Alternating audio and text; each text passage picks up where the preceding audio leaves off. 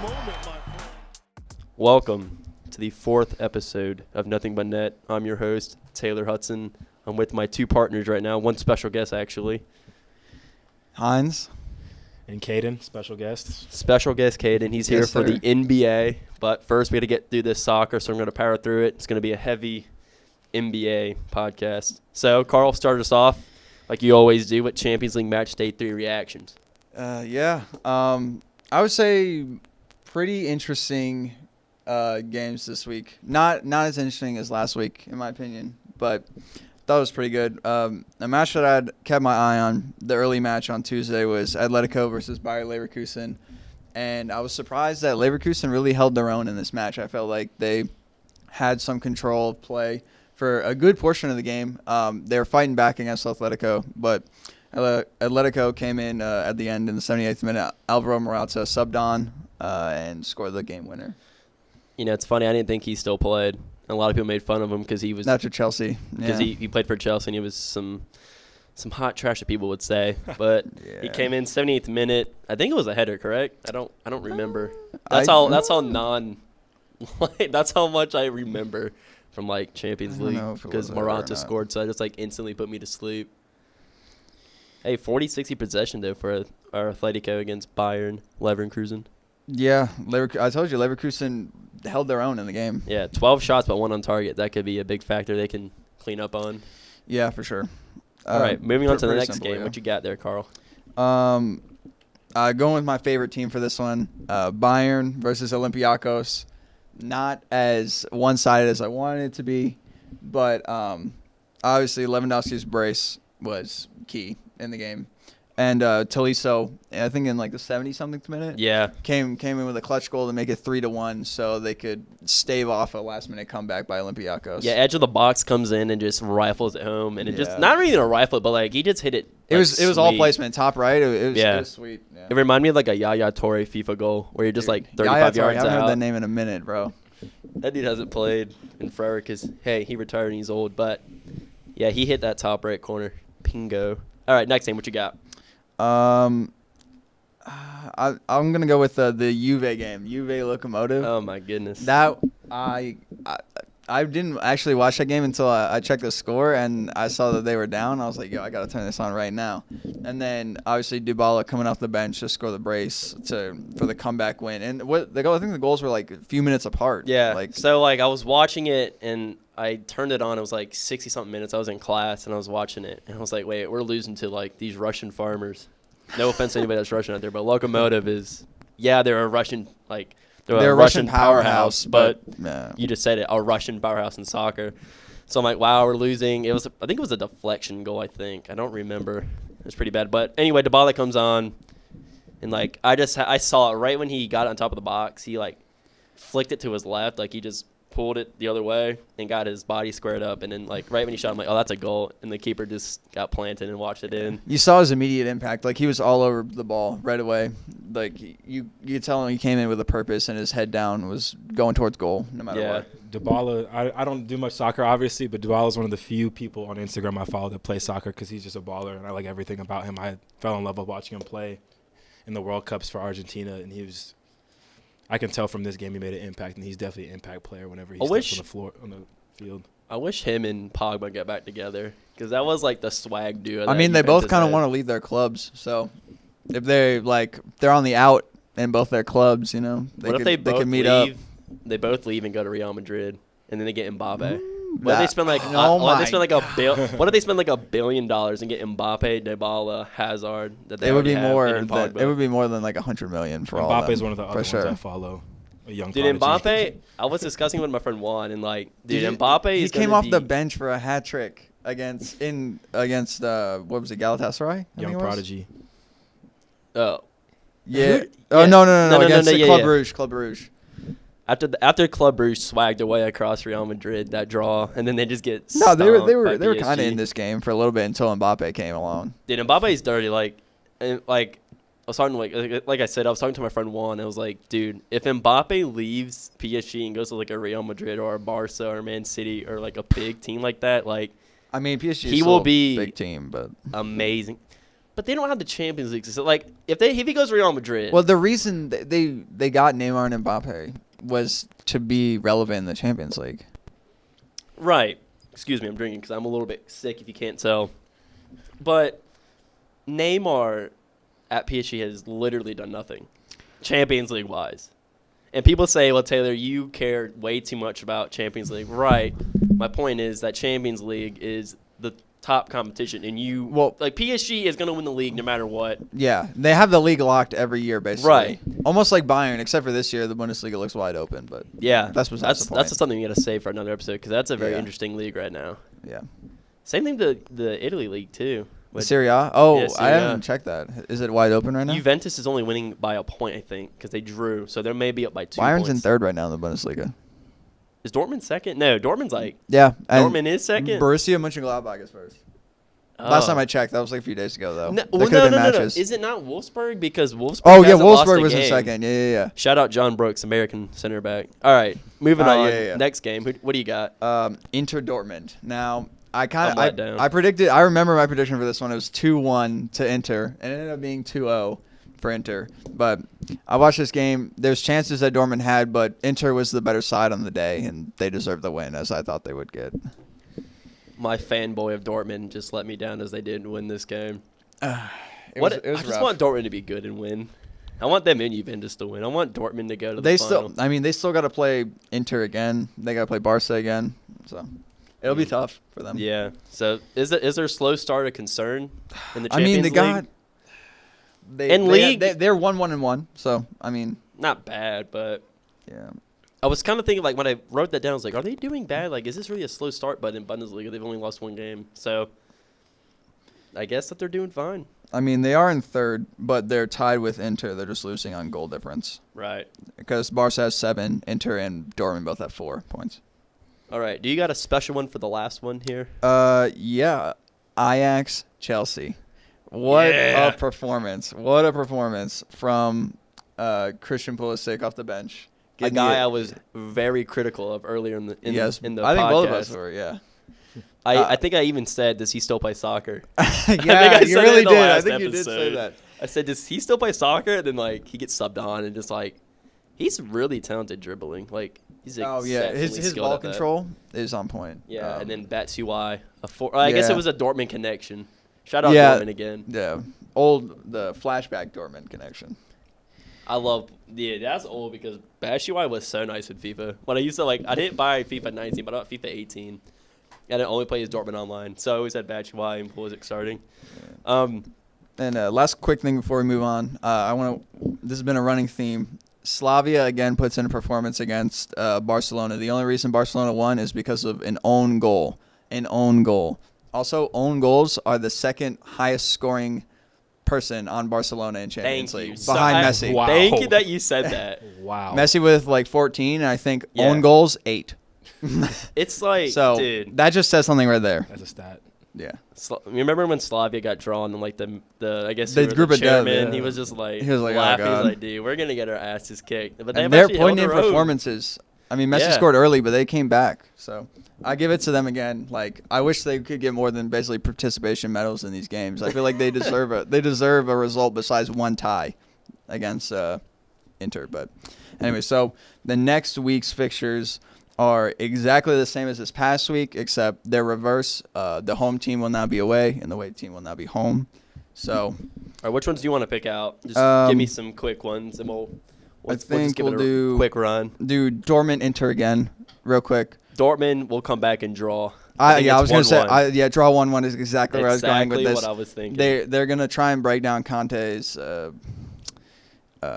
just going to try and break down their press and their passing out the back. So. Yeah, that passing out the back. I saw a video. I was on Twitter where they did it against Barca, but they missed the shot. They missed the goal and went over the goal over Ter Stegen. Mm-hmm. And I was like, dude, that was so nice. Because I think Barca was pressing them bad, in their own half.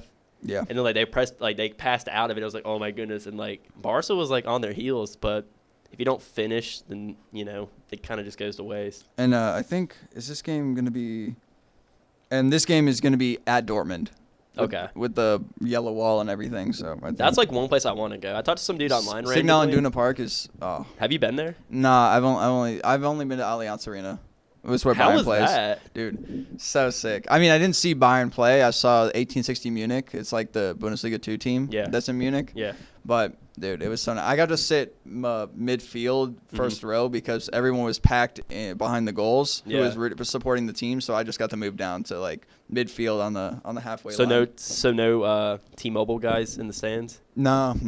Isn't that funny how they do that? Yeah, it is kind of cool, though. Like, they, like, literally have, like, if you don't know, Kaiden, I don't know if you know about Bayern Munich or anything like that, but, like, they had this dude, or this, like, section that, because their main sponsor is T-Mobile, and, like, in the crowd, they have, like, people that will wear all white every single home game to make the T-Mobile. Like, logo. the symbol in the stands. Yeah, it's Coordinated crazy. deal. Mm-hmm.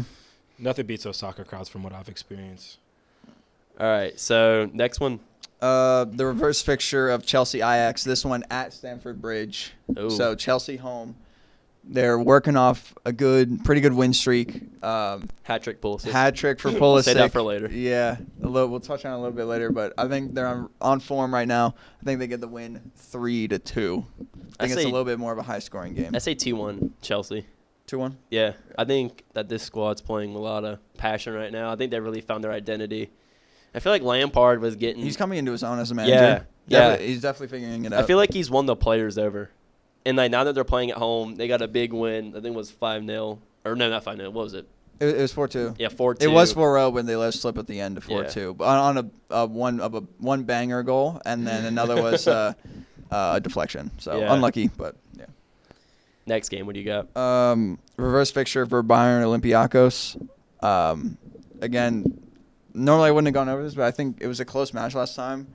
And I don't know why, but I have a feeling that Bayern's going to, like, slip up. Like, they got away with one, I think, this past performance. I think they're going to slip up and get a tie, not get the 3 points. Well, since Bayern always plays Olympiacos. Oh, my God, I cannot say it. I cannot say them. Olympiacos. Yeah. Since they always play them, like, every single year, I think they're going to win again. I say. I mean, I certainly hope so. Yeah, 3-2. Same result. And then I think the last one we'll go over is Leverkusen Atletico again. I think Atletico is going to learn from their mistakes from this past performance, and they're going to put in a solid performance. And I think they're going to win in a rout. I think it's going to be like 3-1. 3-1. Atletico 3-1? Yeah, I want Leverkusen to do well, obviously German team, but right. I just don't think – I think they'll have figured it out. They'll have 2 weeks to think about it, ponder it. So I think I'm going to go the same thing. I'm going to say 3-1. I think Atletico would just go away. Does Lamar still play there? Yeah. I don't know. Is he injured? I haven't even looked into Atletico Madrid because I'm not a fan, but, like – Joao Felix didn't even play last game. So is he hurt or not picked? I think it was something with his hamstring maybe. I don't know, though. Dude, I feel like hamstring injuries are just coming so common in soccer. Like, maybe. Have I been out of it? Like, I've only been following soccer for the last 5 years. So are hamstrings like that common of an injury? Especially like at that level, like the cramping. Like, yeah, I don't know about like for football. Like, does that like it? Yeah, like, we'll get you a little football, a little segment here for you. Like the cramping. Like I never really experienced it in soccer, but when I was on like the high school team, like a lot of people like would end up cramping like late in games, and then we'd have to give them like mustard and like packets and stuff like that. What? Elaborate on that. Mustard packets. What is that? I don't know what it is. There's a lot of remedies and things you can do to solve cramping. There's pickles and mustard and things pickle like juice, that. What do you do? Like eat it, or you put it on the like? It's like you just like put some on it. I think you like rub it. I don't really. I've never heard of rubbing mustard on your. It's like mustard packet. I don't recommend that for anyone at home. There's something about a mustard packet that people were doing. So. No. Okay. I'm gonna look this up. I don't play. Okay. Obviously, I never played sports in high school. You can vouch for me on that, Carl. But I play a lot of pickup stuff. I played soccer. I've played stickball. I played basketball all the time. I played flag football. I played tackle football. All my friends make fun of me because when I play tackle football, I'd run out of bounds to say I'm conserving clock. And then they just look at me like, what are you doing? What do you mean? Yeah, that's not a thing. Yeah, so I just did it because I don't want to get tackled. Situationally. So it was like it's cramped. Like, I've never cramped up. Like, I've gotten tired, but I've never cramped. Am I not pushing it hard enough, you think? I got it. I think it's a combination of how hard you're pushing it and the weather. It's hard to cramp up when it's cold. Yeah. Competition too. Yeah, when you're in those hot games, like when we went and played UNC, we had people cramping left and right because that's the hottest game we played, and up to that point, people were just going really hard. That's what causes the cramping, and that could lead to hamstring injuries. They put trackers on the soccer players, and they're running miles and miles during the game. So I think it's just a wear and tear thing. I think for me, for them, it was like especially after like a stoppage, like if we're going to extra time or something, like stopping and then starting again, and not just like fluid play. Especially for football, you're always stopping and starting. Yeah. Well, quick question. So I forgot, was it Coastal that you guys played and we had the thunderstorm delay? Yes. So what did you guys do during the delay? Did you guys like work out? went home. Do you like just sit there and like sit on bikes and just like road, No, or do you guys just like sit? I A mean, lot I don't want you to like expose anything that will get you in trouble. I don't want Drinkowitz to come in here and be like, "Hey." No, everyone did different things. Most people just literally laid down and relaxed, and then Right. because it was a thunderstorm thing. Take a nap. So I closed my eyes for a little bit. Not gonna lie, I had some. Yeah. had I some- heard Zach's. I I was would thinking too. that. I definitely took a little nap. I was listening to music, got tired of it, and just like put a podcast in and just closed my eyes. But the thing with the thunderstorm delay was anytime it thundered, they added 30 minutes to delay. So we never Yeah. knew That's we like never a- knew how much time we'd have Right. until like we got close. And then there was one point where we got close, so people started getting warmed up a little bit in the locker room, stretching out and stuff. And then they were like, we were getting ready to go out, like got re-hype again.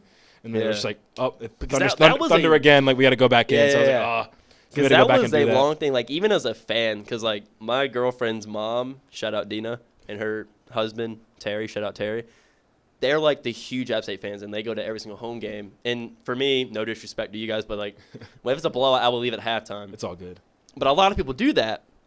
But now they made me appreciate going to games and staying full time and like being like a true fan. Oh, if I was a fan, I would have left as soon as it started raining. So that's the thing. Oh, I was out. I'm going to say that I was out. I had to be there, obviously, Right, and I wanted right, to, and I wanted to play. But as a fan, there's times I look out in the crowd where it's raining, snowing, cold, and booing. And I look across at the crowd. I'm like, how are y'all still here? Because if I That's wasn't great, playing, yeah. I wouldn't be here. Like I wouldn't want to watch this. I can watch this on my TV inside. So Right. And then like we're sitting there in the Central, we're just sitting there like just waiting for it to pass. Like just waiting and waiting. We sat in Central for like 2 hours almost. yeah, that's rough. Sitting around your pads isn't fun either. Some people took their pads off. I left mine on. Big mistake because they're just hard to get on. That was a big thing too. Just sitting in your sweaty pads for hours. All just right, waiting for quick the question game. to you guys. Is it overrated or underrated? Like that styrofoam stuff that you use in your muscles? The roller? Foam Yeah. Bro, underrated. Underrated, So yes. good, bro. I dude. love them. Do you don't use the roller? Oh no, I definitely do. But I've used it so much, I've become just like numb to it being overrated. Yeah. I would say definitely underrated because you can like we were taught when we got here how to use it. Like it's Yeah. not like people just plop themselves on it and roll their muscles out. You could like there's muscles you can hit on that thing that you wouldn't even imagine, and people have to like actually teach you how to Right. use it the right way. You can hit your IT band. Like, Dude, I was about to say, I don't know if you've hit your IT, IT band with one bands, of those, but it'll change your world. It's like tough. Like there's stuff will like I used to have hurt. like hip flexor problems, so I would always stretch out the IT band before I know, games. you can hit your groins, your calves, and your IT band different than anything. So I would definitely lean towards underrated because I don't know if everyone knows how to properly use it the way they should. Or could. I just like my boss has one at work, so like I'll take it and like I'll lay on my side and like roll out my like thigh on the like the side of it, like so my right thigh I would like lay on my right thigh and I just like roll and like it hurt, but like I would laugh because it felt so good when you're doing the it. good pain. Everyone knows the good Yeah, pain. it's like a great pain. You're like, oh, I hate doing this, but it's so good. It's so good for me. Yeah. I would have my dad just lean and press on it. Like I would lay on my side and just dig into it. Yeah, you got to get that out. Yeah. All right, bringing it full circle before we Yeah. go to basketball real quick. I Yeah. did look up the mustard thing. It says eating mustard can relieve cramps because it has electrolytes in it. Facts. Like bananas, the nutrients in mustard doesn't go into your blood fast enough to change blood electrolytes and relieve an exercise-associated muscle cramp. I guess also what you eat too before whatever activity you partake in would also contribute to that. Yes, I'm gonna stick to bananas before the game, not mustard. Sorry to break it to you. I mean, I never used it. I was just saying. This is what I saw on the sideline. This is what I saw. You guys do that. I'd be sticking to Chick-fil-A and go play at Sports Play. Okay, two last soccer things we hit on. Oh, we, yeah, I forgot. we mentioned it earlier. Yeah. Christian Pulisic, hat-trick hero. He's finally got, I guess, He got the perfect hat trick, by the way. Left-footed goal, right-footed goal, and a header. dude, that Wow. header was nice. Yeah. Because he went near post and flicked it And far what is post. Pulisic, like 5'8", something like that? 5'7"? Yeah, he's let's look it not up, but- he's not yeah. he's not big. So It sounds like a cycle, like for baseball Yeah. almost. Like is He is perfect 5'8". perfect hat trick is hard to get. getting every way you can. I've never even heard of that. And like his like first goal was That was- shot it through 3 defenders. Yeah.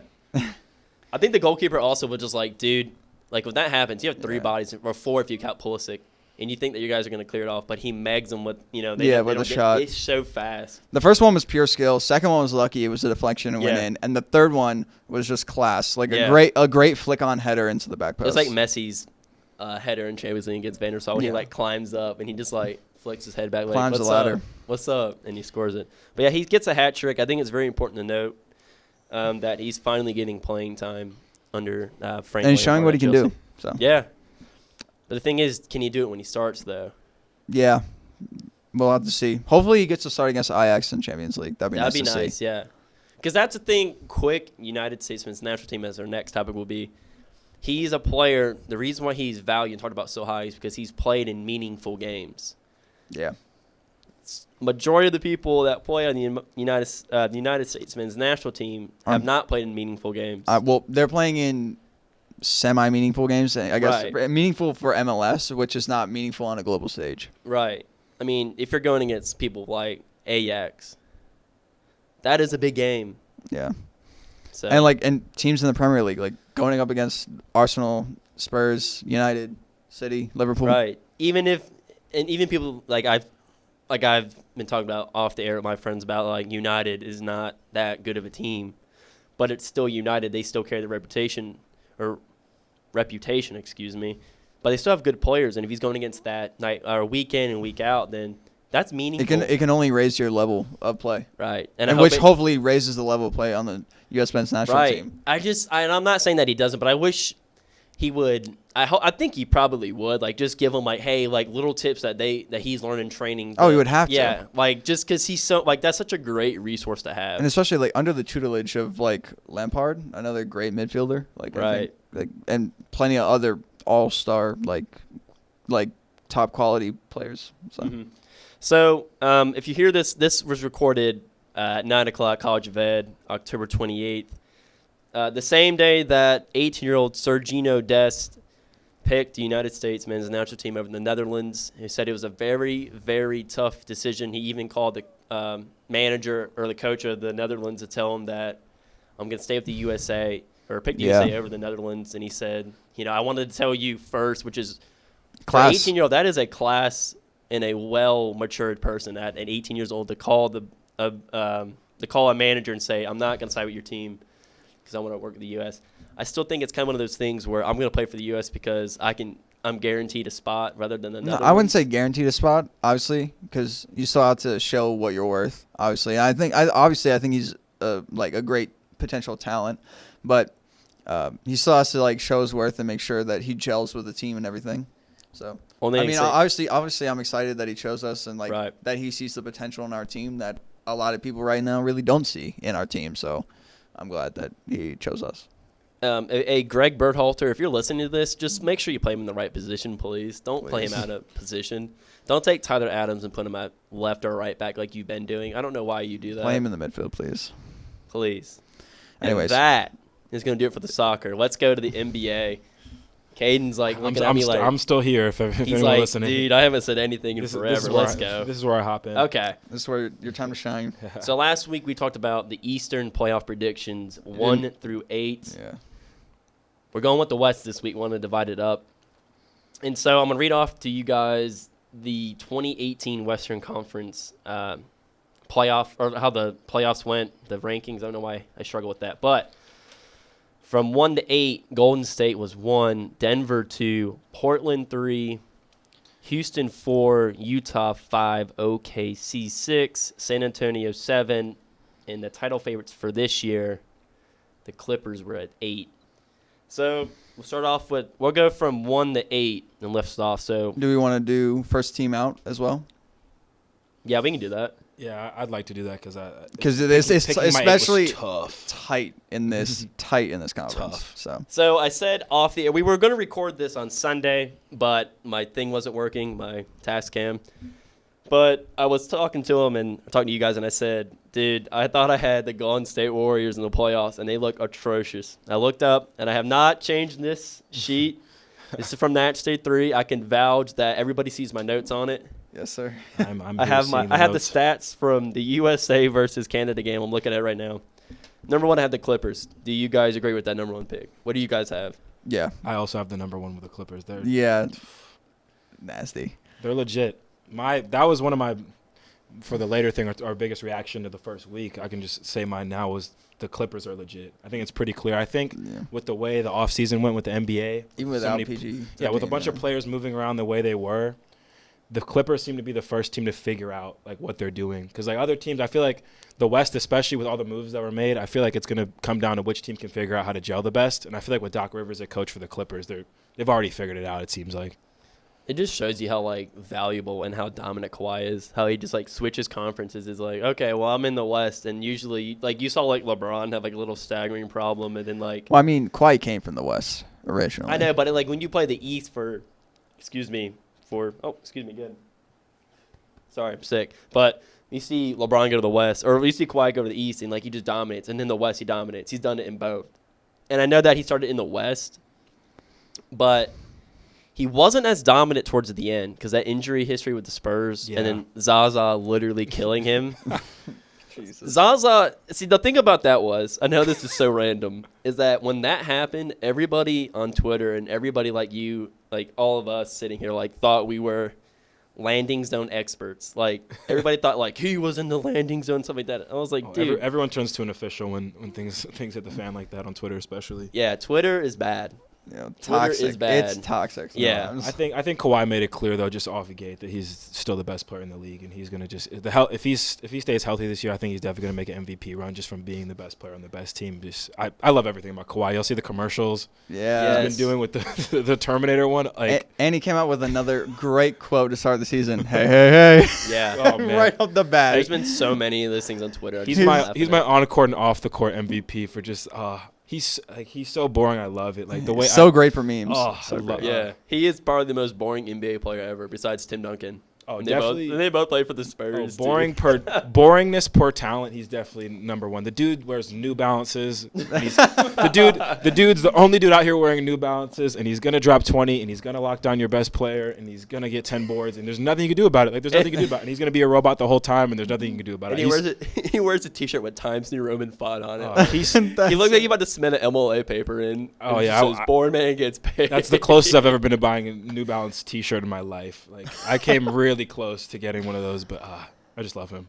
Was Allen Iverson the New Balance guy? Reebok. Oh, it was Reebok. That was a Reebok was a little popping though. The Reebok had a little drip. Reebok fell off. That'd be like someone like I don't know if y'all know this, Kelly Oubre. Yeah. Signed with Converse. That's like the equivalent. Wait, what? Signed with Converse. I didn't know that. Kelly Oubre got swag though.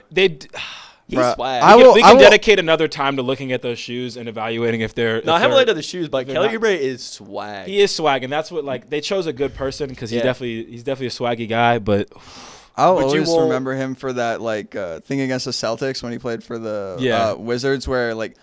Who's it? Was it Baines? Was it Aaron Baines that like shoved him down and he got up and like came over and just absolutely launched at Baines? it was a situation where everyone thought it was like, oh, hold me back, typical NBA fight, but then he he fully went for it and then got ejected.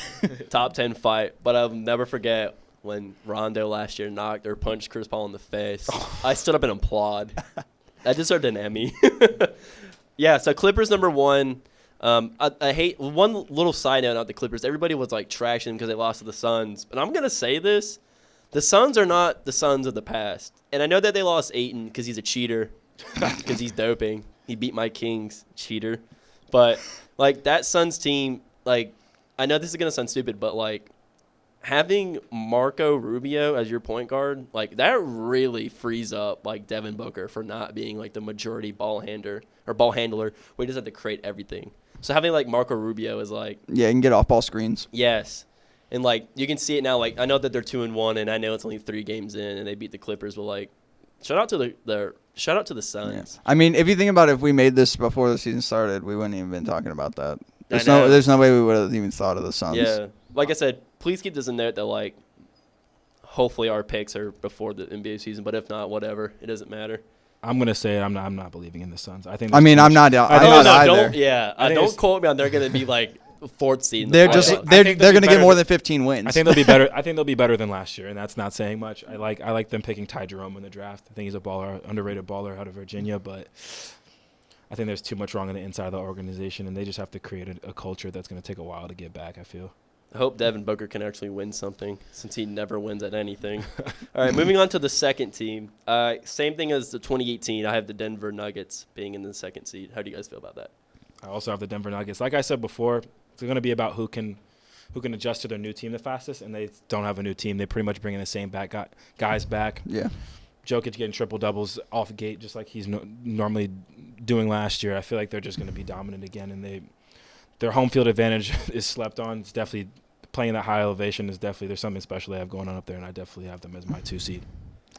See, I have the same like thinking, but I have a different team. I have Portland at 2. No way. I think that this year they're finally going to get it right between CJ McCollum and Damian Lillard. I Are think they both going to average 50 points or? no, 40? no, just I think they have that familiarity with each other. I think the team's going to come together. I think Nurkic is going to have a big year for them at the big man spot. Is he still hurt? Yeah.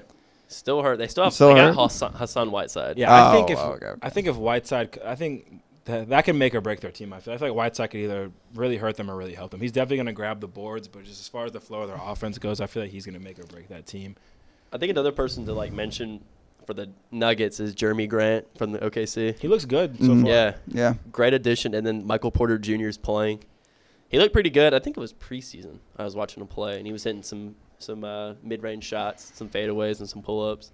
They have Bol too. Yeah. Oh my god! See, They I also God. have didn't. the same roster pretty much, Yeah. but then they just added some interesting pieces that can only make the team better. I feel Yeah. like Michael Porter's not going to make the team any worse. Bol's not going to make. They rolled the dice a little bit in the draft, and I feel like they had every right to because they were already so I think- talented. I think kind what- of just wanted to mix it up as well. Didn't want to just be dry. I don't think Bobo's gonna be that good. My friend said he's gonna be KD, and I said, dude. No. No.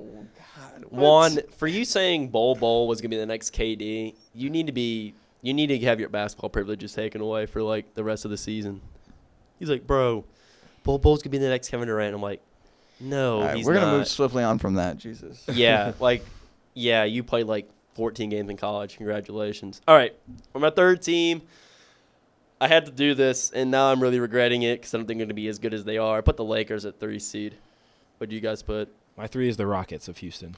Okay. Mine is Denver. Okay. Okay. You're crossing paths a little bit, so you weren't Yeah. too down on Denver. No. I knew of the improvements. I just wanted to pick something that was kind of out of the normal. I think Houston can work. That's I watched. think? I think they can work. I think they have. I think they're gonna use the doubt of them not working. Like I feel like To push them. with Russ and the beard. I feel like they're gonna use that doubt in them to keep it going. And I feel like they're both so dominant in the paint that if they just pick up one other piece defensively, they're going to be straight. Because P.J. Tucker is not going to be able to take every corner 3 from them. From the game I was watching, it was literally Harden blow by or Russell Westbrook blow by, and they're lobbing it up to Capella or giving it to P.J. Tucker in the corner. It looked like a formula. It's going to be pretty hard to stop. And I feel like the offenses are high power in the West, but the defenses not as much. So I think D'Antoni can figure it out, and I think they can be dominant. I think they can put both of their ball dominant sides aside and be able to play off of each other, especially if their minutes get staggered. I think they'll be straight. I think they're just too much talent to completely flop. I think that this year might be hear me out on this. I think this is going to be the year where Houston, this is the opportunity where they have to win it. If Houston does not win this, I think that, that window shuts. I think Mike D'Antoni's, career, we know that he's a great offensive coach. He's had, Steve Nash and Amari Stoudemire, but now he's had James Harden. Now he's got Russell Westbrook that I'm not high on. They have Clint Capella, Eric Gordon. Is basically the same team as from last year. But the thing is, if they want to win, they have to win this now. And, I look at that team, and I don't think they can match up with the Clippers. And the reason why I say this is because I think James Harden and Russell Westbrook are dominant players. I think they equally deserve the credit they've been given. And I wrote about it, and I said, it's not that I don't hate both of them. I think, like I said, they're both respected players, but if you want to be that next step and go up, and you want to be in the level of your LeBrons, your Kawhi, your Kevin Durant's, even Curry for that example, you have to win in the playoffs. And these two guys melt every single year in the playoffs, James Harden especially. And Russell Westbrook also is an upgrade from Chris Paul. Chris Paul can't give you 35 minutes a night with what I'm cramping up. So that's my take on it. They definitely have a lot of fuel to their fire this year. Right. I would say probably this is the year they have to have the most hunger. They Right. have to get it done on. So And I think the addition too, like someone wrote about it, was that I think Russell Westbrook adds that energy, because when Russell Westbrook, when he's attacking at the rim and he's like literally ripping the rim off the backboard, He's and he's like electric. screaming in the crowd and stuff like that, it's just like that's something that the Rockets don't have, but now they have that, so that might, the energizer. yeah. And like I said, he's way better defensively than Chris Paul. I think they have the highest ceiling.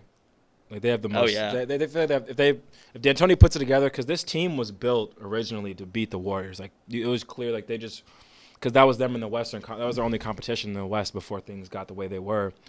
Was Rockets Warriors, and that's all we wanted to see. And I feel like everyone who didn't like the Warriors was just rooting for the Rockets to beat them, win, yeah. like I was, because I was tired of seeing the Warriors win. But that's the direction the league is taking now. So they're really built on paper to beat anybody. So I think if they mesh the way they can, and I believe I'm a Westbrook guy. Like that's like my favorite guy in the league. I just love everything about him, like his intensity and all that. But I think I like their roster, and I think if best case scenario, like I had to keep myself from putting them like in a 2 or 3 seed, but I like the roster a lot, and I think they're gonna make it work. I believe in them. Kaiden, I got 2 points to make for you real quick. Did you know that this Rockets team does not have Trevor Ariza? Yes, he's on the Suns. Kings, but Kings? he's not going to go 0 for 13 shooting threes in the last stretch of playoff. He's a his defense was very important to that championship Yeah. team, though. And we talk about how they can't match up with the Clippers, but I feel like this team in the playoffs will be better than the regular season. I feel like everyone on this team gets better in the playoffs except for their best players, which are like the Hardens and Westbrook. Yeah, sometimes. but you put Kawhi and PG on Russell and Harden, and DeAndre Jordan on Clint Capella. Like, you have the matchup to go against them. DeAndre Jordan's not on the Clippers. Oh, he's not? No. My bad. No, you're fine. I think like Oh, people you're sleep right. on He went to Eric. Mavericks, Yeah, didn't he? he's on the Nets. people Oh, sleep. Nets now? He's on. Yeah, he's on the Nets. He was this a part year. of the trio. I have air quotes right now. Yeah, he was the one that that That's also. not a He trio. was a recruiter. That's not a trio. No, but like, I don't know if y'all remember, but Eric Gordon in the playoffs was a bucket like for them. Oh, And yeah. he was Right. there was times where I'm thinking like when Harden would kind of like shrink under the pressure and Chris Paul would be hurt. I'm thinking like Eric Gordon's legit. He's putting up 25, 30 on the Warriors sometimes. I'm like, this might be the best offensive player they have right now just because of the nature of their team. And I think Consistency, too. exactly. I feel like if it wasn't Eric Gordon, like if it was some like young flashy draft pick that like wasn't named Eric Gordon, like we'd be Austin saying- Rivers? we'd be saying, No, yeah. I'm kidding. I'm kidding. I feel like if it was anyone but Eric Gordon, we'd be saying more about it. But this dude's jacking up threes and making them, and he's going to get open shots in the playoffs with that roster. I think they have. I look at their roster, and they potentially have like a death lineup. I think to me, like if you put Westbrook, Harden, Eric Gordon, Gerald Green's out for the rest of the year too. PJ Tucker, and Clint on the floor at the same time, I think there's not like from a shooting standpoint, it's gonna be hard to stop. I think they have a lot of high potential. I don't think they're gonna crash and burn like everyone's saying and like talking down on them.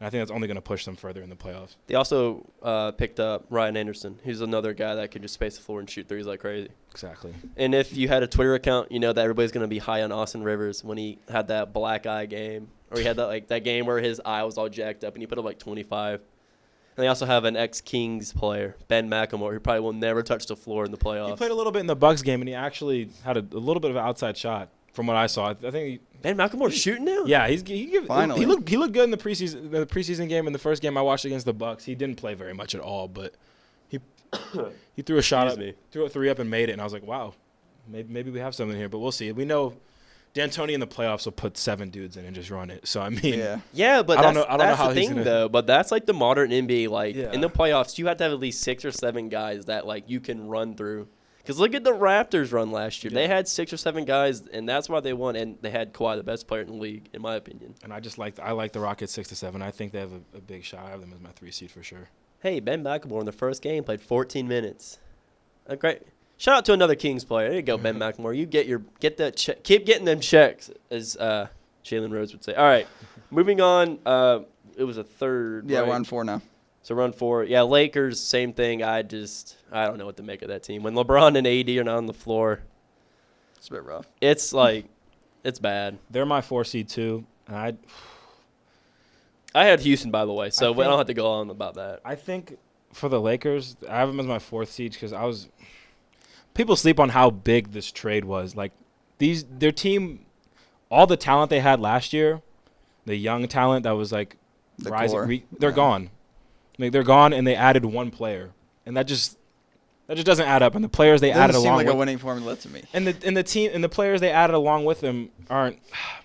Avery Bradley will give you some defense now and then. He was like their leading scorer in one of the games. Like it's just, I don't know what to He think. seems of like him. isn't he like a 3-and-D guy? He is. Like I watched him when he was with the Celtics put up 30 on the Hornets. Random fact in Charlotte, and he looked really good. But like ever since then, The I Hornets haven't will seen make him. any random player look really good. Yeah. So Jeremy Lamb. I'm kidding. Jeremy Lamb. No, was no, nice. no, no, no. Any team. No, he was good. No. I was saying that he was nice. Oh, okay.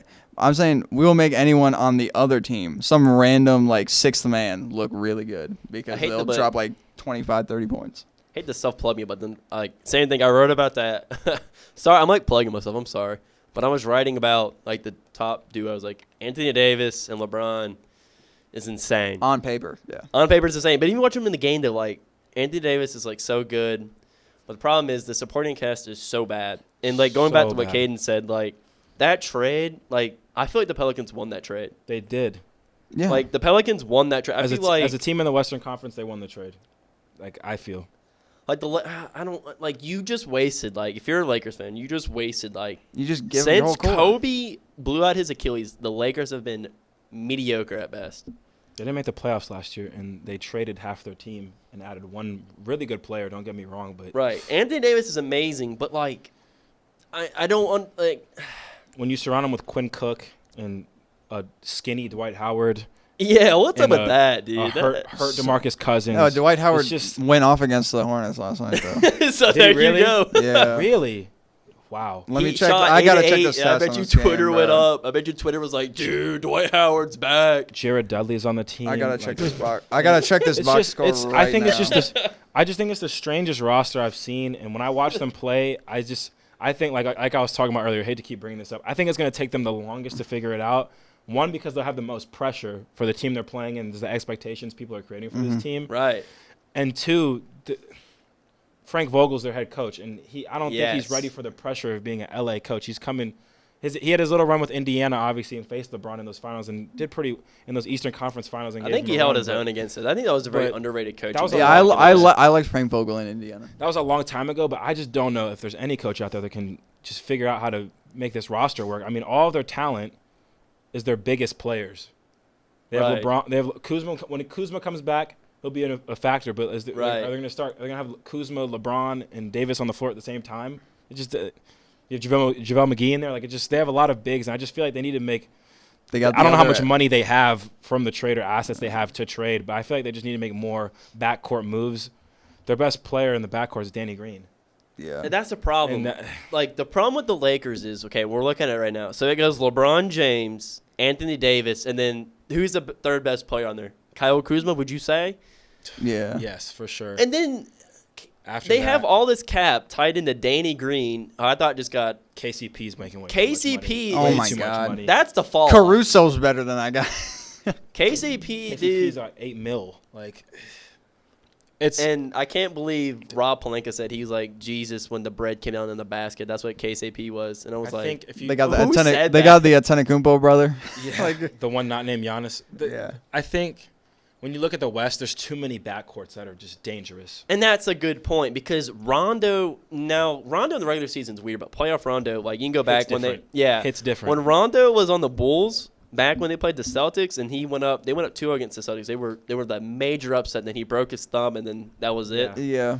Like and then you can go back to the Pelicans playoffs when he had DeMarcus Cousins and Anthony Davis and he put up like 30 assists. I think it was 30, triple double or something. Yeah. He just feeds these people. Now there's been stories about Rondo as one of those guys where he like will get pissed off if like he will start forcing stuff to get assists. Definitely a big personality, but But you look at like LeBron James, Anthony Davis, Kyle Kuzma, and then who's the next best player?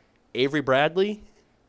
Danny Green went on the record and said he chose LA because like he's playing with LeBron James and Anthony Davis and he knew he was gonna get a lot of shots. Like if Danny Green's coming to your team to be like I'm not gonna say the leading scorer, but like Right. knows he's about to get some buckets and not just be a 3-and-D guy. Like I feel like that's a part of the problem. Well, he I knows think he he's got gonna get overpaid, too. because they're just gonna drive to the hoop. He has to kick out Exactly. Three, Like this isn't the Rockets. Like this is the Lakers, and I feel like I don't like the roster top to bottom, but I still have them as my 4 seed simply because they're gonna win games they're gonna keep games close in the West. They'll have LeBron to close. They'll have AD to close, and they'll have enough talent to close the game. But I feel like from a longevity standpoint of the playoffs, don't see them making it too far. Who was your team? I have the Rockets as my Okay. I didn't mean to cut you off. You're good. I was just I saying, hadn't didn't gone know- yet. I was waiting my time. So Also, you got the Rockets. Dwight Howard, 16 points, 8 for 8 shooting, 10 rebounds.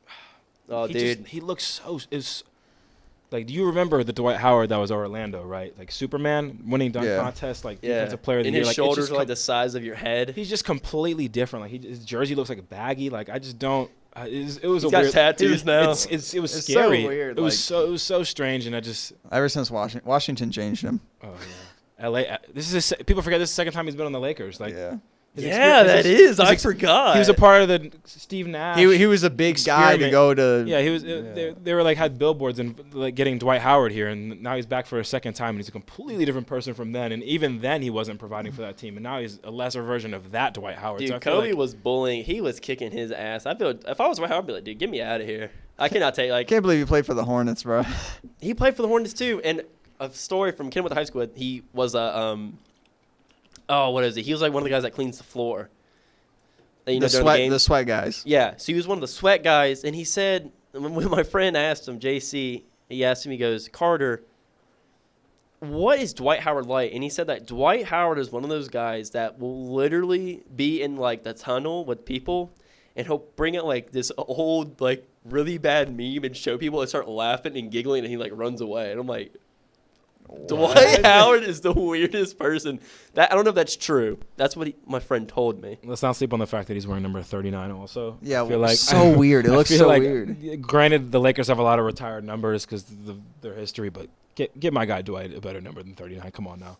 Oh, and you know what? People are going to be like, Dwight Howard's back after that performance against the Hornets, because not only did he have that performance, but he was, after the game, putting up shots with Quinn Cook. He was teaching his little brother, like back and just teaching him how to shoot mid-ranges. I'm like, dude, Dwight Howard, you better get the hell off the court. You're not taking mid-ranges in the game. You can't even do post moves. All right, moving on to number 5. I crossed this one out. Originally had Portland. I put Utah for number 5. What do you guys put for your 5 seed? Sorry. You can go. No, you got it. I feel like I've been talking a lot. You got it. Nah, it's okay. I also have Utah. I have.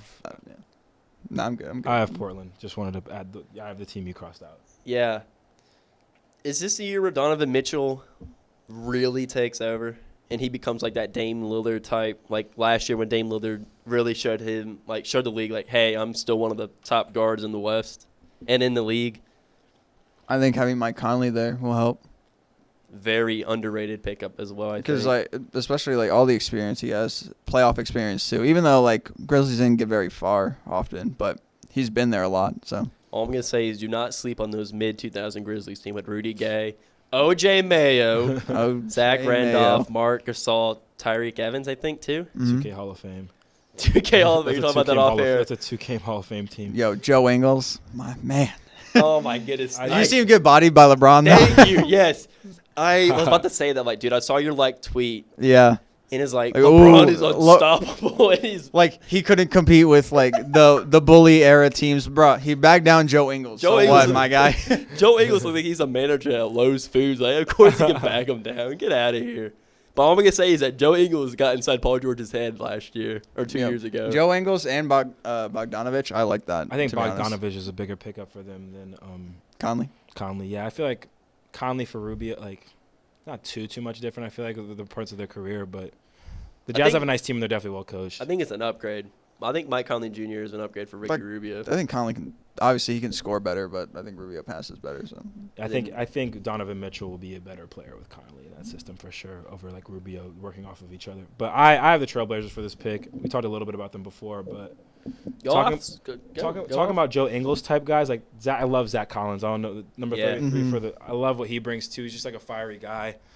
But their lineup's pretty much the same. I feel like I said before, the white side can either make or break them. I feel like he could definitely help their team with their rebounding and defense. And then once Nurk comes back, I feel like it's going to be a wrap. They also drafted Nasir Little out of UNC who could give them some minutes, still have Rodney Hood. So I feel like I feel like they've proven themselves in the West. I feel like they're obviously less talked about than these teams, but their backcourt is just always going to be top 3 as long as it's there. For me, Rodney Hood is one of the streakiest players I've ever seen in the NBA. Like, he's like on point and he's hitting his shots. Like, when he hits his shots, they're gonna go in and like just bucket after bucket. But when he's off, he is so cold.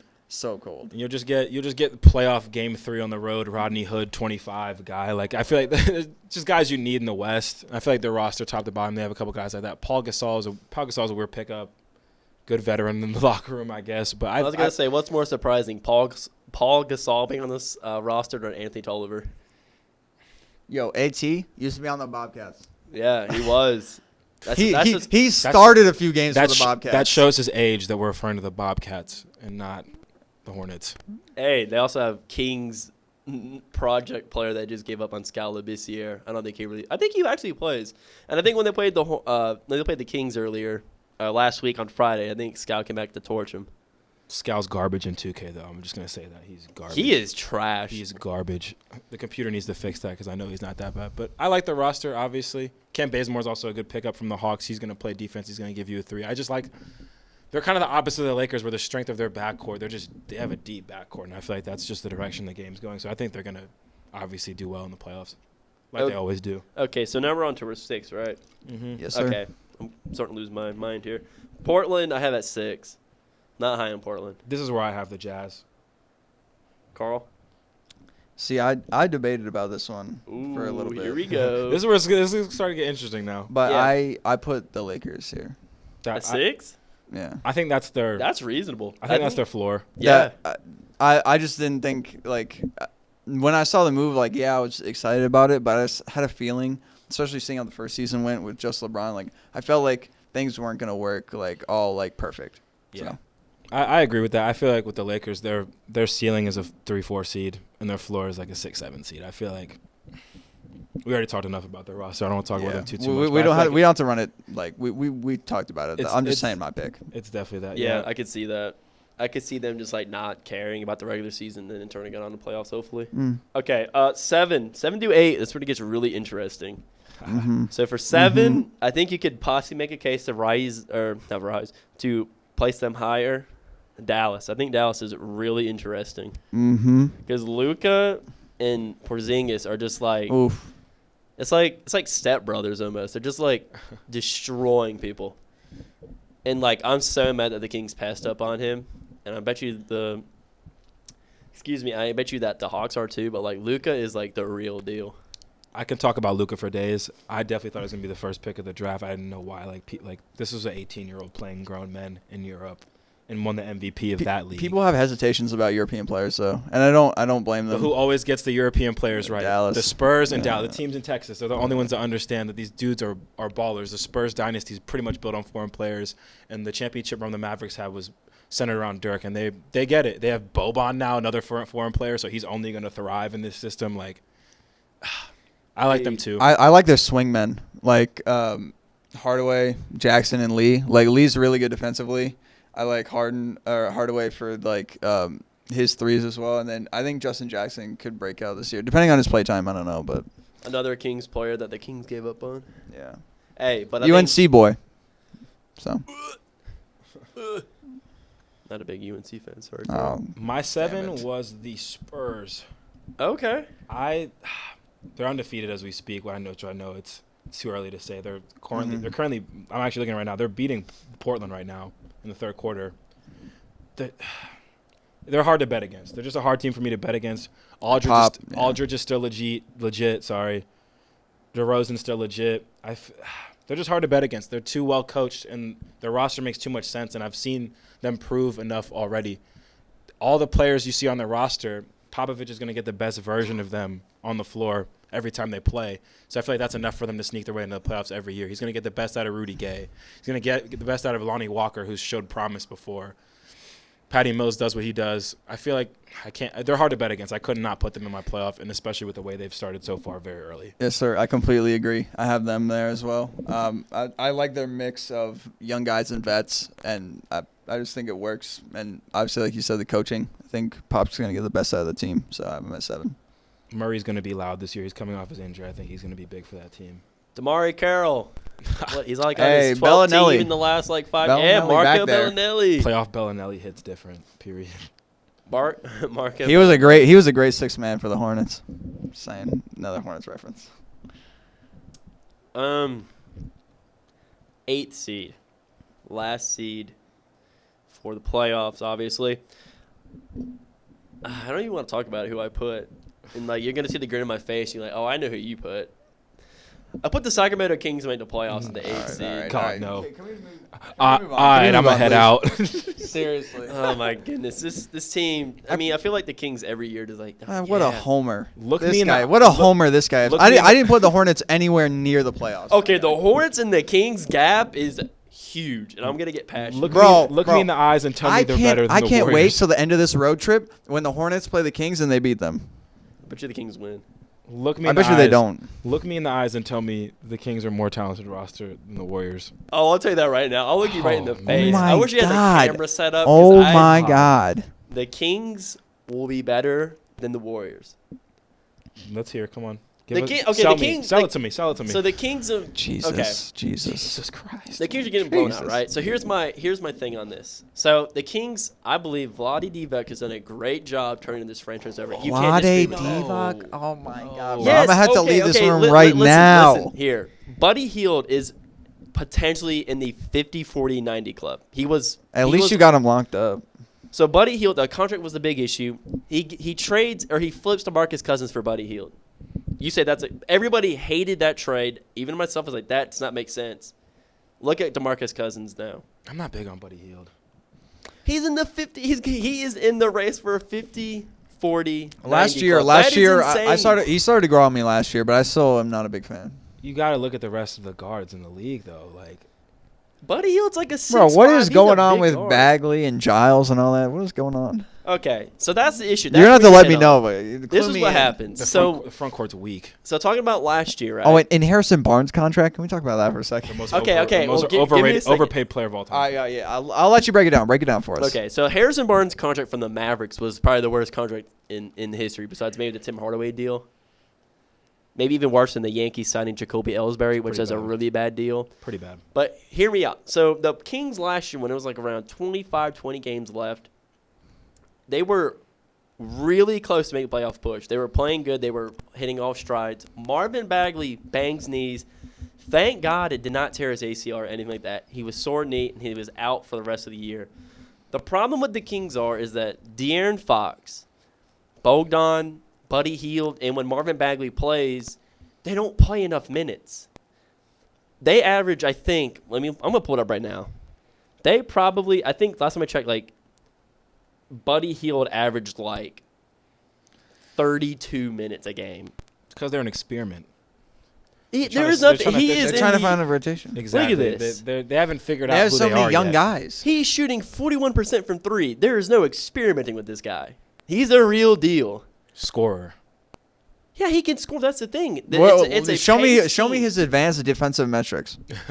He's a pace. See, okay, don't even get me started on You that. got to just look at the here's my thing with them. They don't have The West got way better this year, which we didn't even think was possible. The West got better, and did they get better? I think they did get better on paper. They did got- get better. of Marvin they got Bagley is a- marginally better, but when everyone else takes a leap and you take a step, Yeah. that means nothing. What Teams are out here adding Kawhi Leonard, and y'all added Kyle Guy, and you're supposed to make the playoffs all of a sudden. I just can't buy it. I can't buy it. Okay, Kyle Guy will probably not play that a lot this year. Kyle Guy unless is De'Aaron a Fox- Kinda fire, like- though. kinda like Yogi Ferrell, De'Aaron though, Fox to be is a honest. sleeper NBA All-Star. He is a sleeper All-Star pick. Seriously. He would have to really break out Hold De'Aaron up. Fox- to make the. Have you seen the West lineup, bro? In He- the he will East, not- in the he will- East, De'Aaron Fox might have a chance. De'Aaron outside Fox chance. in the East is Yes. a lock for All-Star. I wouldn't say lock. It is a lock. Who I- is better than De'Aaron Fox in the East? Please tell me. Kyrie. So Kyrie. Kyrie's the one. No, give me the two other ones. Oh, D'Lo's gone now. Yeah. Kemba's still there. Kemba. De'Aaron Fox outplays Kemba 10 times out of 10. If John Wall was healthy, You John were Wall. bold. John Wall? Bradley- Oh my God. Bradley- John Wall. Okay. Brad Beal will grab a spot. He plays shooting guard. It's just guards, though. Oh. It's just guards and I forwards. mean, Okay, so- I don't so even what's like Kyle Lowry, and right now I think he's better than De'Aaron Fox. Stop right there. Stop right there. If I Do had not a- say Kyle Lowry is better than De'Aaron Fox. Did you see him in the playoffs, in the finals? Dude, that brick, bro, that was so bad. You know Sacramento's 0-3 right now, right? Oh, yeah. That's I was why just I making sure regret you- my I'm pick. just Oh, he making sure knows. you know I'm that. sure he would know. That's when I walked Lost to in your here. beloved Suns that you were bowing Hey. down to earlier. They're not it, man. They're Dude, the Kings are it. I The think West- I know it's a slow start. It's very early, but let me get back to my little Holy thing. I'm going to wrap up the Kings as fast as I can. Shit. please. The Kings, I think Vlade Divac's going to set 20 games. Now, bringing in Luke Walton, it makes sense because you want to play at a pace. The Kings were the second highest team in pace last year behind the Hawks. Third team was the Lakers. Guess who coached the Lakers last year? Luke Walton did. They're not playing fast enough yet. I think they're still a little bit rusty, and they're trying to figure out stuff. But the problem is they don't have anybody that plays in the front court. Marvin Bagley and Harry Giles, on paper, they work together. When they play together, they play great. But when Marvin Bagley's always hurt, it's just like a setback, and they don't have a big guy. Belisa, he'll take the spotlight. He starts and he shoots great, but he's slow. Doesn't mean he doesn't do anything. He's just slow and he shoots. Dwayne Dedman, And you don't have Cauley Stein anymore. Collie Stein, that one, he's a very he's an inconsistent. He flourished player. on the offense last A year. though, I little think. bit, yeah. Very inconsistent, I believe. Too many teams got better in the West, Yeah. and they didn't get good enough to make the playoffs in my eyes. I hate I see what you're saying. Like I Harrison think Barnes is a little. I think he's a little underrated. I think playing with pace. I think I like that. Like I think that's the right direction, but I just don't see enough progress. I like the team is straight on paper. They're a good young team, but you just have to look at the conference they're in. They're just not going to make it out the West. There's too many teams I feel like we're just going to eat them up during the regular season, and that's not going to be good for morale. And like I said, the problem was the same thing with Jaeger last year was that he was not letting these star players play maximum minutes. I mean, like I said, What do you want 'cause them to play? Like 40, They're 30? not supposed to play 40, but I mean, Buddy Hield and De'Aaron Fox. I understand they're young, but if you want to make a playoff push, I mean, if they get in the first, like they got in the first round and got swept, them getting in the playoffs is like a move. Like that's a stepping stone, adding to being better. But when you're taking these guys and you're, like I said, right? Last year he played 35 minutes is good for them. 32 minutes. Buddy Hield played 32. We're looking at it right now, 31.9, and now he's playing 27 and a half or 27. It was 28. Okay, right now. that shouldn't be happening. But the 32 That's to what I'm 30, saying. 32 That's to why. 32 to 35 is good. They You- should be playing more. That's You think my, they that's should my be- point. You're gonna wear them out if you play more than that. But if you're gonna get bounced in the front, like it's not like okay, They'll let's have not. to, I mean, make a decision. Same with Kemba. Like last year, he was literally the only player on the Hornets, and he was playing like 38 minutes. De'Aaron Fox's You can't- career And guess high. who still didn't make the playoffs? Exactly. The Hornets. So I De'Aaron, see. De'Aaron Fox's high minutes last year. You're looking at the screen. His average for last year was 31 minutes. He is.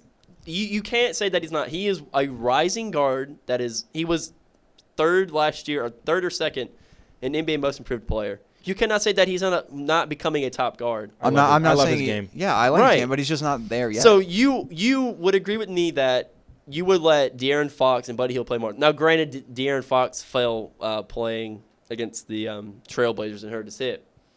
But, I mean, the problem is the coach. So, like I said, I'm going to wrap it up real fast. 20 games to mark. If the Kings are not scratching the surface or they're in a downhill slide, I will not be surprised if Vlade pulls the trigger and gets rid of Luke Walton. all right. So you have the Kings at 8. Which Yeah. who you got at 8, Kaiden? I have the Mavericks at 8. Okay. I love That's that. not a bad pick. I agree with you. Oh, it's definitely better than your pick. Yeah. Dude, I just started the season. Sacramento- You have me concerned about my pick, but I I'm still sticking with my pick, even though I see where they are now. But I'm Okay, sticking with my okay. pick. You keep going though. I just think, like, as opposed to a younger team that is like the Kings, I feel like they've just added enough veteran pieces to where they can make it work. Luka's about to take a leap that I didn't know was possible. Luka's the man. I think if there was a Sophomore of the Year award, he's going to win that along with the Rookie of the Year that he won last year. Luka had a triple-double. I watched a little bit of the game he had against the Pelicans where he had a triple-double. He looks a little bit slimmer, too, not like as a little bit pudgy that he looked, but he just handles the ball very well. And I think him and Porzingis with the pick and roll is going to be unstoppable. And the Knicks are my team, sadly. We don't have to talk about it. Oh boy. But I feel like the Knicks didn't have terrible players, but the players they traded, they'll flourish better in this system. Tim Hardaway is going to do better in this system. We're talking about the defender they have, Courtney Lee defending Yeah. for them. D&3 guy. They're gonna be a good team, and I like what I've seen from them so far. And they've, in my head, like what I picture of them, I see them calling for that 8th spot and like competing. They'll beat most of the teams they'll see in the East, and I feel like in the West they'll compete with some of these teams in the West, and the way they have Luka and Porzingis, they have superstars that are going to come up with them clutch in the fourth quarter and win them some ball games and steal enough to get to that 8 seed. So when I made these predictions, the season hadn't started yet, so I'm not gonna see how the season went and change my prediction from where it was. So I'm a ride or die with it. I have the Warriors at 8. I'm not. I still feel like there's no way they can fall like that far, but you never know. Like it's gonna be tough. It was between those two. For me. It was the same for me. I have the Warriors at 8. I feel like just experience, really. And then I'll go a little bit into why I have Dallas at 9 when we go around next, but I have the Warriors at 8. You can go. I think the Russell thing can work with Kerr. But I just don't think it's enough. Like if you look at their front court's weak. I mean, their best player in the front court. I'm not a big Draymond guy. Draymond's obviously a key glue guy for a championship team, but I feel like if your team's anything less than that, he's not going to bring too much to the table. And I think Kevon Looney. Kevon Looney's hurt right now. First of all, he's like their second best front. Yeah, I was about to say underrated. He's hurt. He's definitely a good solid player, but he's always going to be battling injuries all year, and I just feel like they're not strong enough there. Chris coming in from the Suns.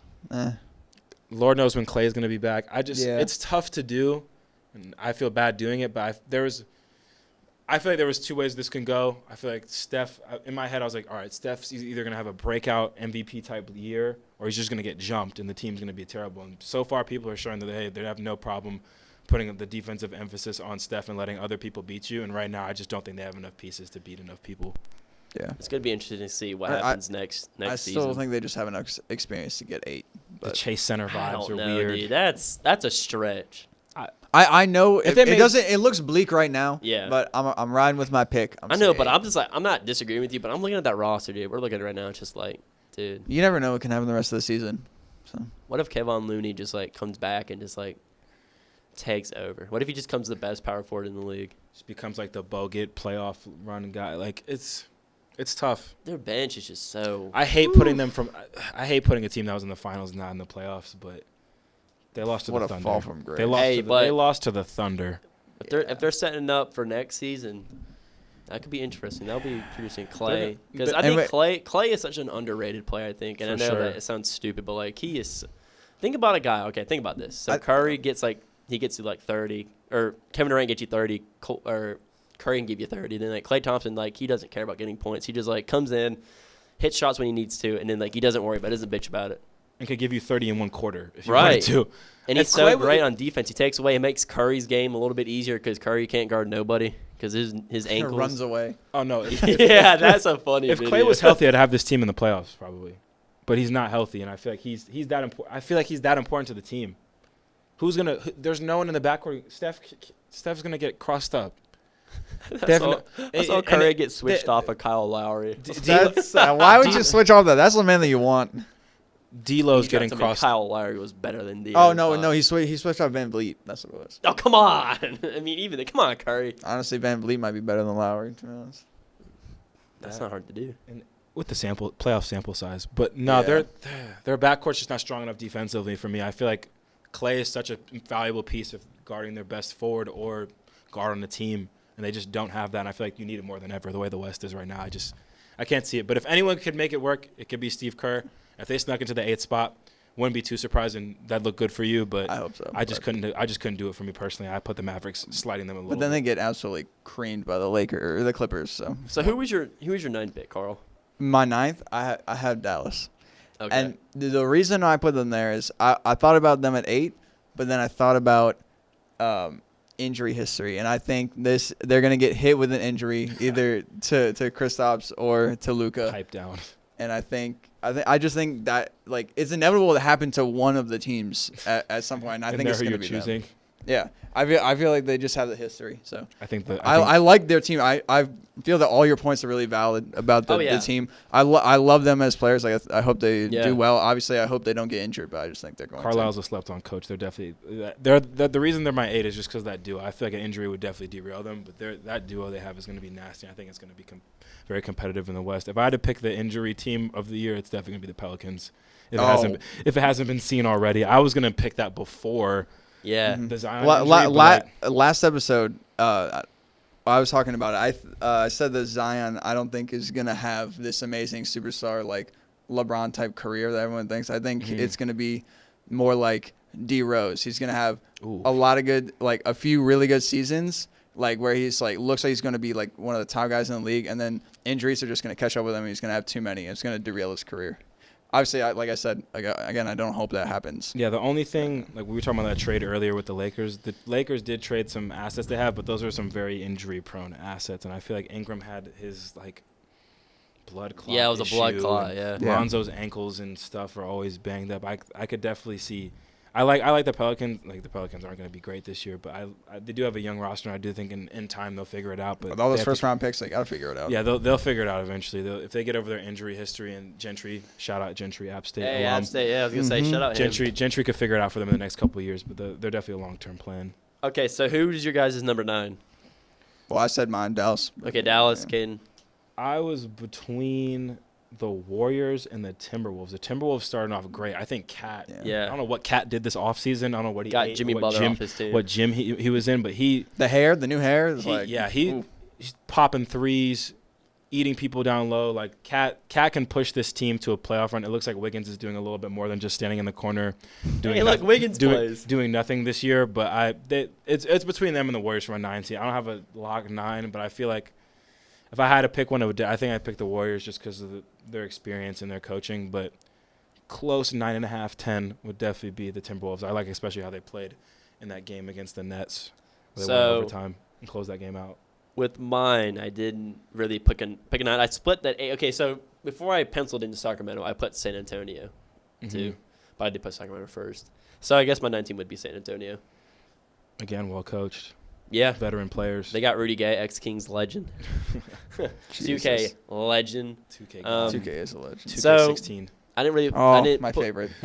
Which one? 16. Which one? Who was on the cover? 16. I don't even know. Was I it think it was multiple, wasn't it? Yeah, that was where they had like Harden and Steph. Harden, Curry, and Anthony Davis. I'm AD, gonna come clean. My favorite 2K was 2K14. Is that the first one they did on Xbox One and PlayStation?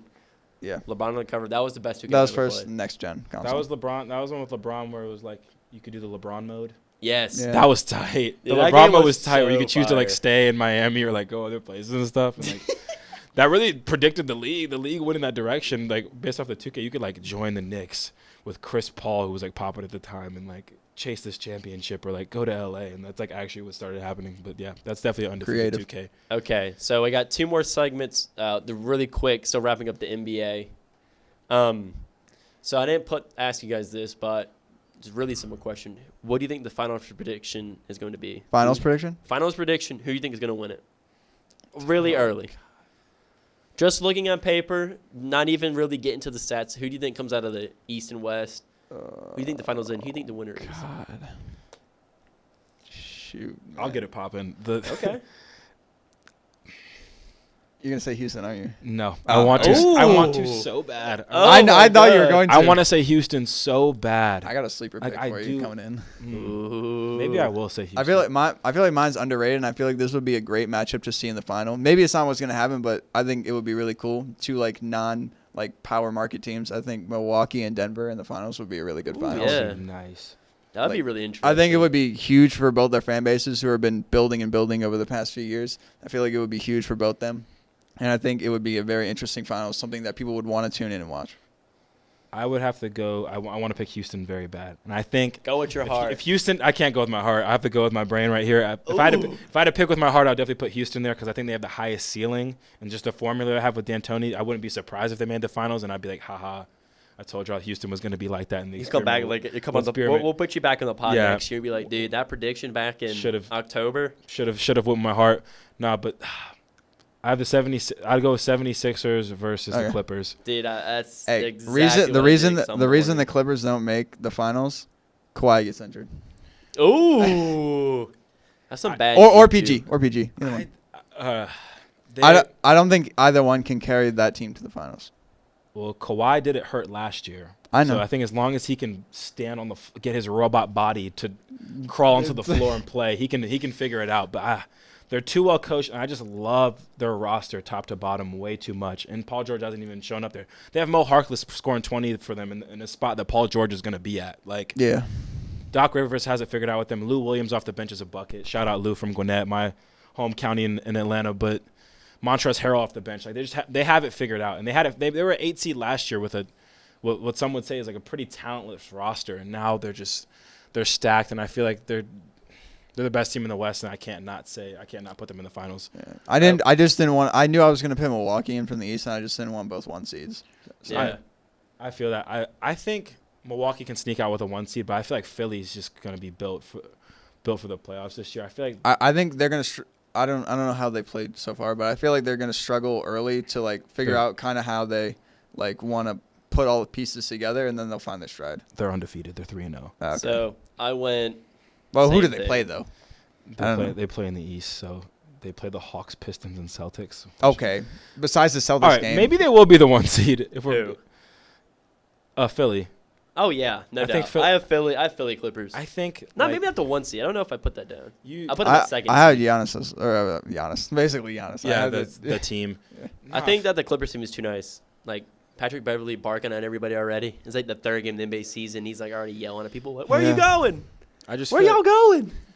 It'll be interesting. Be probably one of the like most interesting years. They made we the had. playoffs last year, and they had their game against the Warriors where they beat them, and it's because everyone on that team simply knew their role and played it well. Landry Shamet is Yeah. walking showed promise in those first games. I feel like everyone on that team knows their role, and they were an 8 seed. And now you add 2 of the best players in the league. He looks like To that Trae team. Young's older brother. Dude, he's a walking. I love Larry Shamet. I like him too. That forehead, man. He looks like Derek White and And what's his Trey name? Young. Mixed combined. together. Yeah. That's hilarious. No, everyone on that team knows their role, and they're going to play it, and they're going to go hard every night. And whoever needs to get the bucket's going to get the bucket. Whoever needs to lock up is going to lock up. And I just like them. But And if the Clippers can get like 75% of what Paul George was last year before the All-Star break, dude, it's going to be a lot. I'm just saying overall, like we're like a lot of our predictions are based on perfect seasons. No season goes perfectly for any team. So I just think with the roster they have and adding the best player in the league and one of the best defenders in the league, you can't go against it. But what I like about Philly definitely is going to have to figure out some stuff. But they're big, and I feel like teams are going to have to go to Philly and be like, go to damn, war in like, the damn, trenches. we have to go to Philly. Like, damn, like they're about to beat us up. Like they just know they're going to come out of the game beat up with how big they are and the size. And I feel like they're deep. They have a deep backcourt, which is awesome, which is in a lot of teams in the league. And I feel like they bring a unique thing to the league that not a lot of people have. They have Joel Embiid and Al Horford on the team. Like, what? Tobias Harris, huge. Like, they're just big, and I feel like they're going to knock people around. And I think their defense is going to be slept on. They're not – obviously, Ben Simmons has no type of shot, but he's going to get the ball to who he needs to. Underrated. Made 1-3. He's going to get the ball to who he needs to, and their dudes are going to lock down because they're big. So I like them to come out of the East, and I see them. And Thibault might be one of the best defenders in the league already out of Washington. Underrated. He's a strap. I feel like they're just a really good defensive team, and I feel like right now the direction the league is going is obviously scoring, but I feel like they're going to be able to hold teams and shut teams' best players down, and especially in the East, I feel like they're just going to walk to the first seed. I wanted Al Horford to go to the Pelicans so bad. Now I'm glad he didn't because Zion, he weighs 300 pounds. But I think that Ben Simmons is underrated, and then Thibault is underrated, like defender people aren't looking at. But hey, you didn't even shout out your boy, Kyle O'Quinn. New York Knicks legend. Foo. He does not need to touch the court. Okay, so we got 2 picks for 76ers and Clippers. You have Bucks and Denver. Nuggets, yeah. I just think with the Nuggets, I just don't see them closing out the series they need to. I can't see the talent on their roster. They don't have enough star power, I feel like, just to go to the Clippers, to go to Staples and beat them in a Game 7, or go to Houston and win in a Game 7. You never know what you're going to get out of Murray. Yeah. Very hot and cold. If Murray takes a leap and is like, you know what, like I'm going to be the guy who puts up averages at least 20 in the playoffs, then okay. But I feel like outside of Jokic, you don't know what you're going to get. And they're definitely a well-coached team, definitely a good team. But I feel like in the playoffs, you need to know what you're going to get out of those players. And I feel like they don't have enough players that's like, hey, I'm going to get that bucket for you. I'm going to get it when I need to in Game 6, Game 7. I feel like you could also see in the West where the bracket gets a little bit lopsided. Maybe some teams don't have the seasons that they want. So good teams end up being in that 6, 7, 8, Right. and they end up at the top side of the bracket, while you have the more mid-level for the West, very Yeah. good teams are playing, beating up on each other to get to the finals. Then they only have to be one really good team to get from the conference finals to the finals. Yeah, the Warriors had a tough road last year because they were the 1 seed. They skated by the Clippers, but after that it was pretty tough for them. So I feel like I definitely agree with you on that one. Yeah, I just think it could happen. You never know. Yeah. But I think that's where we're gonna wrap it on. Yeah, wrap it up to the last segment. We're going to go to their Golden Star of the Week. Golden Star of the Week. So, Just Kaiden, one if you didn't person. know, one across person, yeah. all sports, anything Any person that has made your day, just shout them out. can be anyone. Carl, we'll put you on the hot spot first. Who do you got? All right. My original pick for when we're gonna do this was PJ Washington. He's the rookie for the Hornets. Showed up in the first game of the season, 27 points. Hit his first 3 shots, all from the 3-point line. Had a very solid night and helped lead us to our first win against the Bulls on opening night. And also, I just want to quick mention, again, going back over Christian Pulisic also as like a 1A, 1B. But, 1A, yeah, 1B. definitely PJ Washington giving me some hope for this season that we won't be absolutely horrible. Cade, Golden Star of the Week. Who do you got? Kyrie Irving. He went for it. Yes. Kyrie Irving is going to go for it this year. He has no KD. He has no one in Boston to tell him not to shoot a bunch, and he's just going to go for it this year. He's going to try to win the scoring title. He's going to try to be first-team All-NBA. He's going to thrive in Brooklyn, I feel like. They're scheduled. They're going to play some shoddy teams in the East, and he's going to be able to put up 50 on their head like he did. I feel like there's no one – he hasn't had this much freedom since before LeBron got to Cleveland. And if you look at the player he was then and the player he is now, significantly better scorer. I think he's going to thrive in that system for now. We'll see when Kevin Durant shows up when he has to share a little bit. Yeah. I feel like this year is going to be his bag year, and he's going to let everybody know that, hey, like I'm still all the way like that. I'm a top player I don't need a in the KD. world. I don't need a LeBron. I don't need a great coach and Stevens to tell me what to do. Like, I'm still a walking bucket, and he showed that, and I feel like he's going to – I'm not saying the Nets are going to be some amazing team, but he's going to go for it this year. He's going to go for league leader in scoring, I feel like, and he's definitely my star. Almost like a Russell Westbrook of the past Exactly. when he was by himself. All right, Taylor, who you got? All right. Round us off. I got 2 Golden Stars. One of them, not really a Golden Star. It's more like a thank you. I want to thank that the Yankees management. They did something right. Larry Rothschild is gone as a pitching coach. I feel like his time was way past due. So shout out to the Yankees, even though they continue to drive me crazy year in and year out. Same. At least you're not a Mets fan like me. That's a plus, but the bullpen, The bullpen kills me. That's huge. Yeah. But my actual Golden Star, it's somebody that's not even she's in the sporting world, but she's not a quote-unquote athlete. Morgan Reagan, for people that don't know who that is, she is the play-by-play or color play-by-play and announcer for the Scranton Kings in California. I'll be interviewing her for one of my projects on Wednesday. Oh, that's pretty cool. Nice. Yeah. So I'm really nervous about that. So shout out Morgan Reagan. She's one of the few commentators in the NBA G League, and I'm going to interview her. Hope it goes well. Yeah, I'm really excited for that, and I'm also nervous, and it kind of sucks that I'm sick, but I'm gonna work. Power with it. through. Yeah, Power through. I'm gonna chug some Gatorade. Flu game. Yeah, I'm gonna be like Jordan. flu game over here. Interview game. I'm gonna be like the Popeyes workers when that chicken sandwich is coming back. I'm gonna be sitting outside, just my hands on my knees, like, dude, come on. But that's gonna do it for episode 4. Next week, Another really good one, I feel. Definitely found a nice vibe. Yeah, Just happy you to be guys here. got under my skin about the Kings. I'm kind of a little. Spent way And too we much had time to. talking about the game. Oh, my God. Dude, we had Way to. too many minutes. But that's going to do it for me, Taylor. That interview, if you guys want to, or anybody wants to watch it, I'm going to upload it onto the YouTube channel. Oh, forgot to mention that. One last thing.